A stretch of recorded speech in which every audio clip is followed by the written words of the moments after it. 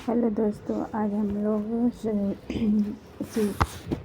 CTET के CTP वाले portion का 3rd नंबर का पेपर सॉल्व करेंगे। पहला क्वेश्चन है कि बच्चों के विकास की प्रक्रिया किस प्रकार की होती है। तो पहला ऑप्शन है कि एक समान और क्रमानुसार।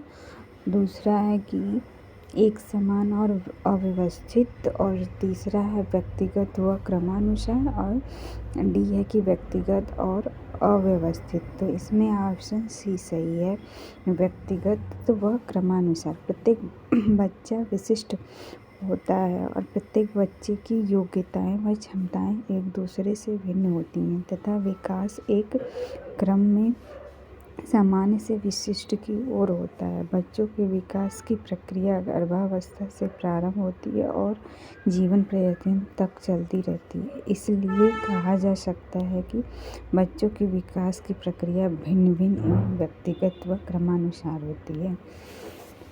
दूसरा क्वेश्चन है कि आजकल सिद्धांतकार क्रांतिक अवस्था के बजाय संवेदनशील अवधि का प्रयोग करते हैं, क्योंकि ऑप्शन ए है कि विकास की प्रकृति गतिशील है।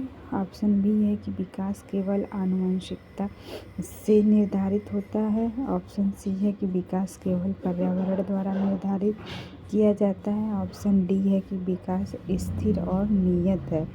तो इसमें ऑप्शन ए सही है, विकास की प्रकृति गतिशील है। आइए हम इसको विस्तृत से जानते हैं। वर्तमान समय में या आजकल सिद्धांतकार क्रांतिक अवस्था के बजाय संवेदनशील अवधि का प्रयोग इसलिए करते हैं क्योंकि क्रांतिक अवधि प्रदर्शन को अस्थायी रूप से बदल देता है, जबकि संवेदनशील अवधि में सीमित समय के दौरान अनुभव अपना प्रभाव डालता है। क्वेश्चन तीसरा है कि नरेश और मुकेश उम्र में लगभग बराबर हैं, लेकिन दोनों के संज्ञानात्मक व सामाजिक विकास में अंतर है। यह किस सिद्धांत के कारण है। तो ऑप्शन ए है कि विकास का शीर्षगामी सिद्धांत। ऑप्शन बी है कि विकास का समीप दूराभिमुख सिद्धांत। ऑप्शन सी है कि व्यक्तिगत भिन्नता का सिद्धांत। और ऑप्शन डी है कि एकरूपता का सिद्धांत। तो ऑप्शन सी सही है, व्यक्तिगत भिन्नता का सिद्धांत। आइए इसके सही होने का कारण जानते हैं। नरेश और मुकेश उम्र में लगभग बराबर हैं, लेकिन दोनों के संज्ञानात्मक और सामाजिक विकास में अंतर है। यह व्यक्तिगत भिन्नता का सिद्धांत के कारण है। इस सिद्धांत के अनुसार प्रत्येक व्यक्ति के सीखने की दर भिन्न भिन्न होती है। सभी की योग्यता, क्षमता, सोचने समझने का स्तर भिन्न भिन्न होते हैं। अतः इस आधार पर कहा जा सकता है कि कोई भी दो व्यक्ति एक जैसे नहीं हो सकते। उनके एक दूसरे से कुछ न कुछ भिन्नताएं अवश्य मौजूद होती हैं। और ये क्वेश्चन चौथा पढ़ते हैं। कथन और कारण वाले हैं। कथन ए, बच्चों के विकासात्मक प्रतिमान की उपलब्धि में देरी के लिए सीधे आनुवंशिकता को जिम्मेदार ठहराया जा सकता है। पर्यावरण कारक विकास में कोई भूमिका नहीं निभाता है। तो इसमें ऑप्शन डी सही है, दोनों ही गलत हैं। आइए हम इसे विस्तृत से जानते हैं। बच्चों के विकासात्मक प्रतिमान की उपलब्धि में देरी के लिए सीधे आनुवंशिकता को जिम्मेदार ठहराया जा सकता है। यह कथन गलत है, क्योंकि बच्चे के विकासात्मक प्रतिमान की उपलब्धि में देरी के लिए आनुवंशिकता के साथ साथ पर्यावरणीय कारक भी हैं। वातावरण और पोषण आदि को भी जिम्मेदार ठहराया जा सकता है। पर्यावरण कारक विकास में कोई भूमिका नहीं निभाते। ये भी कथन गलत है, क्योंकि पर्यावरण कारक विकास में अति महत्वपूर्ण भूमिका निभाते हैं और पर्यावरण विकास पर एक बड़ा प्रभाव डालता है। आइए अब हम लोग 5वां क्वेश्चन देखते हैं। बच्चों का समाजीकरण ऑप्शन ए है कि एक सरल और रैखिक प्रक्रिया। ऑप्शन बी है कि एक व्यवस्थित और सुव्यवस्थित प्रक्रिया है। ऑप्शन सी एक जटिल और बहुआयामी प्रक्रिया है। ऑप्शन डी एक निश्चित और स्थिर प्रक्रिया है। तो बच्चों का समाजीकरण ऑप्शन सी सही है। यह एक जटिल और बहुआयामी प्रक्रिया है। इसको विस्तृत से जानते हैं। बच्चों का समाजीकरण एक जटिल प्रक्रिया है जिसमें बहुत सी संस्थाएं और कई कारक बच्चों के उनके जीवन के दौरान बहुत बार प्रभावित करती हैं। इसके साथ ही समाजीकरण बहुआयामी भी होता है क्योंकि प्राथमिक समाजीकरण के रूप में परिवार, घर, पास पड़ोस आदि तथा द्वितीय समाजीकरण के रूप में विद्यालय, धर्म, मीडिया आदि बहुत से स्रोत से बच्चा प्रभावित होता है। अब आइए क्वेश्चन 6 नंबर हम लोग पढ़ते हैं। संज्ञानात्मक विकास की किस चरण में बच्चे अनुमान लगाने व अमूर्त चिंतन करने के कौशल हासिल कर लेते हैं? तो इसमें ऑप्शन ए है कि संवेदी चालक, बी है कि पूर्व सक्रियात्मक और सी है कि मूर्त सक्रियात्मक और डी है कि औपचारिक सक्रियात्मक। तो इसमें ऑप्शन डी सही है, औपचारिक सक्रियात्मक।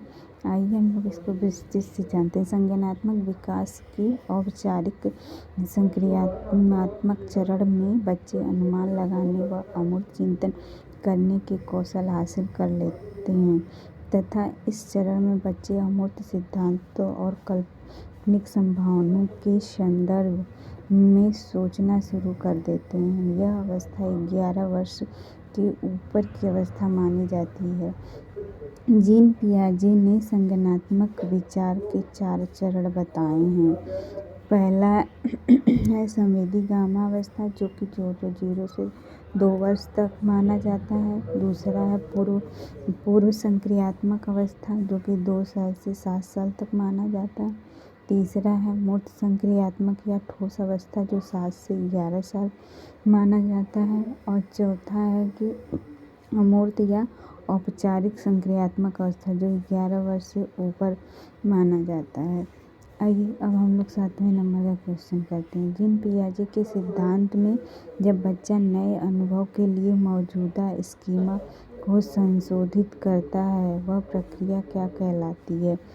तो समायोजन कहलाती है, संगठन कहलाती है कि अभिसंज्ञान कहलाती है कि पाठ कहलाती है? तो ऑप्शन ए सही है, समायोजन कहलाती है। आइए अब हम लोग इसको विस्तृत से जानते हैं। जीन पियाजे के सिद्धांत में जब बच्चा एक अनुभव के लिए मौजूदा स्कीमा को संशोधित करता है वह प्रक्रिया समायोजन कहलाती है। समायोजन तब घटित होता है जब बच्चे अपने वर्तमान स्कीमा में परिवर्तन करके नए अनुभव के अभिप्राय को समझते हैं, जबकि अभिसंज्ञान से तात्पर्य व्यक्ति की स्वयं की अनुभूति एवं ज्ञान के प्रति जागरूकता से है तथा पाठ या मचान से तात्पर्य बच्चों को उनकी व्यक्तिगत आवश्यकता के अनुरूप संकेत एवं इशारे प्रदान करने से है। आइए अब हम लोग क्वेश्चन नंबर 8 को पढ़ते हैं। जीन पियाजे के अनुसार आत्मकेंद्रितता के क्या मायने हैं?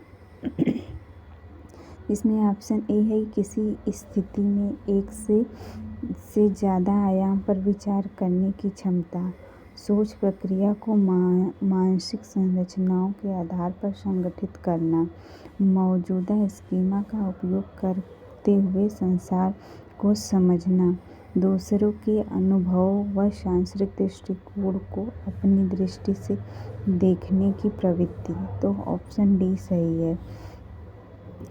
आइए हम लोग इसको विस्तृत से जानते हैं। जीन पियाजे के अनुसार आत्मकेंद्रितता दूसरे के अनुभव व सांस्कृतिक दृष्टिकोण को अपनी दृष्टि से देखने की प्रवृत्ति है। यह संज्ञानात्मक विकास की दूसरी अवस्था अर्थात पूर्व सक्रियात्मक अवस्था है दौरान बच्चे में उत्पन्न होती है, जिसमें बच्चे यह मानने लगते हैं कि संपूर्ण दुनिया उनके इर्द गिर्द घूमती है और वे जो भी सोचते हैं या कहते हैं वही सही है, बाकी सब गलत है। लेव वाइगोत्स्की के अनुसार का संज्ञानात्मक विकास में महत्वपूर्ण योगदान है। ऑप्शन ए है अनुबंधन, ऑप्शन बी है पुनर्बलन, ऑप्शन सी है सांस्कृतिक परिवेश, ऑप्शन डी है स्कीमा। तो ऑप्शन सी सही है, सांस्कृतिक परिवेश।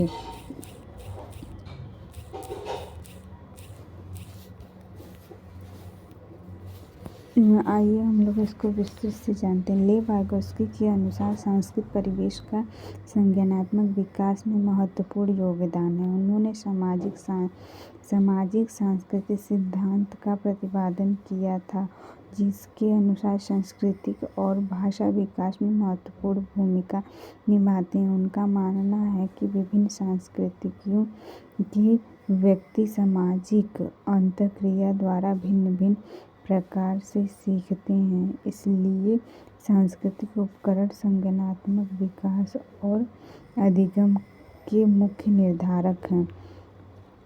आइए हम लोग क्वेश्चन नंबर 10 पढ़ते हैं। लेव वाइगोत्स्की के सिद्धांत पर आधारित कक्षा में किसको महत्व दी जाएगी?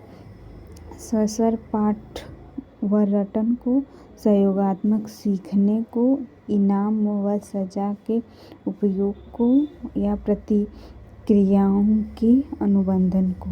तो ऑप्शन बी सही है, सहयोगात्मक सीखने को। आइए अब हम लोग इसको विस्तृत में जानते हैं। लेव वाइगोत्स्की के सिद्धांत पर आधारित कक्षा में सहयोगात्मक सीखने को महत्व दी जाएगी। वाइगोत्स्की की सहयोगात्मक अधिगम युक्तियाँ विद्यार्थियों के सीखने के लिए एक दूसरे की सहायता करने पर केंद्रित है। इसमें दो या दो से अधिक लोग एक साथ कुछ सीखने या प्रयास करते हैं। सहयोगात्मक अधिगम छात्रों को स्वयं करके सीखने का अवसर प्रदान करता है। क्वेश्चन नंबर 11, लॉरेंस कोहलबर्ग ने अपने सिद्धांत में नैतिक विकास के कितने चरण प्रतिपादित किए हैं? तो उन्होंने 6 चरण प्रतिपादित किए हैं। आइए हम इन चरणों को विस्तृत में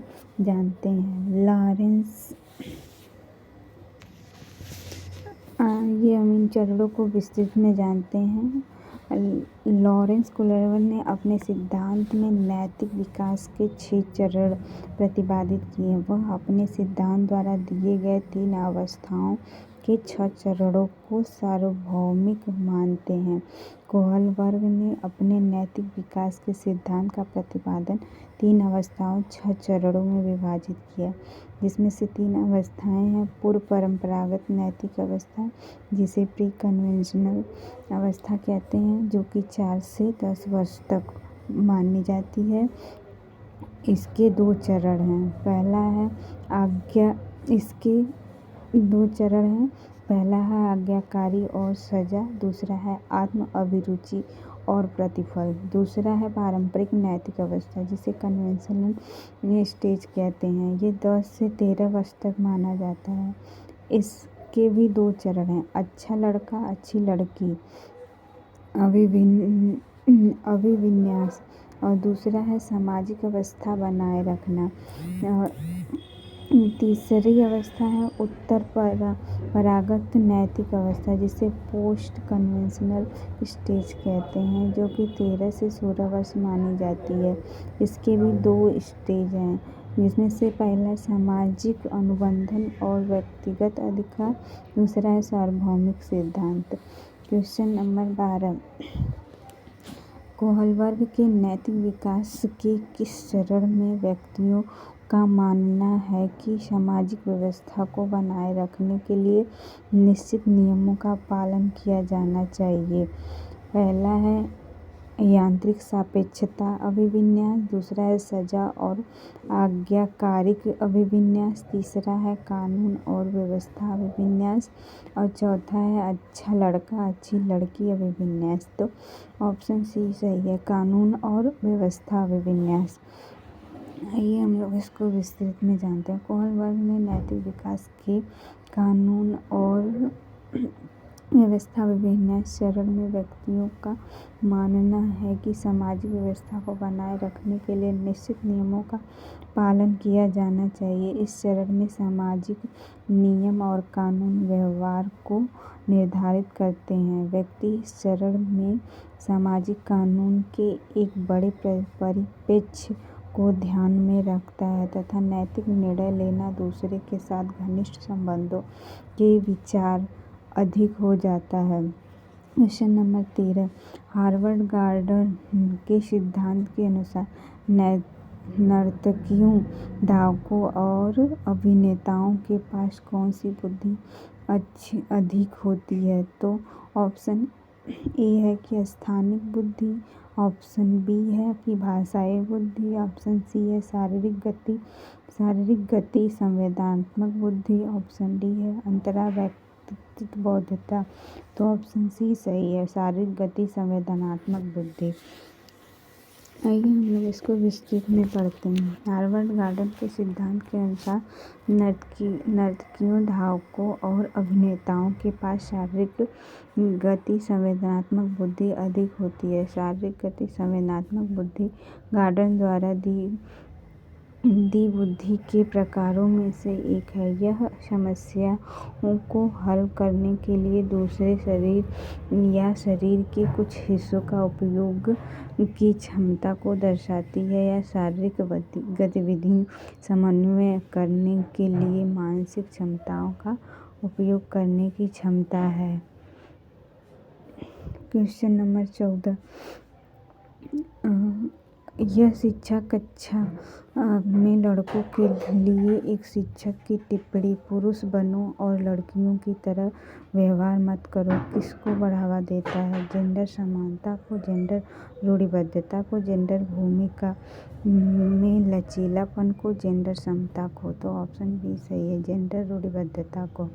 आइए हम लोग इसको विस्तृत में पढ़ते हैं। यह शिक्षा कक्षा में लड़कों के लिए एक शिक्षक की टिप्पणी पुरुष बनो और लड़कियों की तरह व्यवहार मत करो यह जेंडर रूढ़िबद्धता को बढ़ाती है। लड़के और लड़कियों में जेंडर के आधार पर किया गया भेदभाव जेंडर रूढ़िबद्धता के अंतर्गत आता है। यह एक अनुचित विचार है जो समाज द्वारा स्थापित किया गया होता है। इसके द्वारा बच्चों को लिंग के आधार पर व्यक्तिगत रूप से विकास की विविध अवसरों से वंचित किया जाता है। क्वेश्चन 15, बच्चों के आकलन के बारे में निम्नलिखित में से कौन सा कथन सही है? मूल्यांकन का प्राथमिक उद्देश्य तुलना है। आकलन का प्राथमिक उद्देश्य चिंता और भय उत्पन्न करना है। मूल्यांकन विभिन्न साधनों का उपयोग करके किया जाना चाहिए। मूल्यांकन में बच्चों द्वारा स्व-मूल्यांकन शामिल नहीं होना चाहिए। तो ऑप्शन सी सही है। मूल्यांकन विभिन्न साधनों का उपयोग करके किया जाना चाहिए। आइए हम लोग इसको विस्तृत से जानते हैं। आकलन वह प्रक्रिया है जिसके द्वारा हमें यह ज्ञात होता है कि कोई बच्चा अधिगम को किस स्तर तक सीखता है या किस स्तर तक अधिगम को ग्रहण करने में समर्थ हो रहा है। बच्चों का आकलन उनके आगे के अधिगम के लिए सहायता प्रदान करने हेतु योजना के लिए किया जाता है। आकलन सीखने की प्रक्रिया में सुधार की एक प्रक्रिया है एवं बच्चों की प्रगति को अवगत कराने का एक माध्यम भी है। अतः आकलन विभिन्न साधनों का उपयोग करके किया जाना चाहिए। क्वेश्चन 16, निम्नलिखित में से कौन समावेशी शिक्षा की भावना का पालन नहीं करता है? ऑप्शन ए है विविधि निर्देश, ऑप्शन बी है सीखने के लिए सार्वभौमिक डिजाइन, ऑप्शन सी है पृथक्करण और नामीकरण। ऑप्शन डी है सहयोगपूर्ण सीखना। तो ऑप्शन सी सही है, पृथक्करण और नामीकरण। पृथक्करण और नामीकरण समावेशी शिक्षा की भावना का पालन नहीं करता है, जबकि विभेदिक निर्देश सीखने के लिए नामीकरण सहयोगपूर्ण सीखना, भयमुक्त सीखना तथा स्वतंत्र एवं सहज रूप से सीखने से समावेशी शिक्षा की भावना का पालन करता है। समावेशी शिक्षा एक ऐसी शिक्षा प्रणाली है जो सभी के लिए शिक्षा की बात करती है। समावेशी शिक्षा में बच्चे को एक साथ बैठाकर एक ही स्कूल में शिक्षा प्रदान की जाती है। यह भेदभाव रहित शिक्षा प्रणाली है जो सभी बच्चों के लिए शिक्षा की बात करती है। क्वेश्चन 17, वंचित पृष्ठभूमि के छात्रों वाली कक्षा में एक शिक्षक को किसके अनुभव को साझा करने की अनुमति देनी चाहिए? सभी ऑप्शन ए है कि सभी को अपने अनुभव कक्षा में लाने से हतोत्साहित करना चाहिए। ऑप्शन बी है केवल प्रभावशाली समूहों के बच्चों को अपने अनुभव साझा करने के लिए प्रोत्साहित करना चाहिए। ऑप्शन सी है केवल वंचित समूहों के बच्चों को अपने अनुभव साझा करने के लिए प्रोत्साहित करना चाहिए। तो ऑप्शन डी अपने स्वयं के अनुभव साझा करने के लिए प्रोत्साहित करना चाहिए। तो ऑप्शन डी सही है, ऑप्शन डी सही है।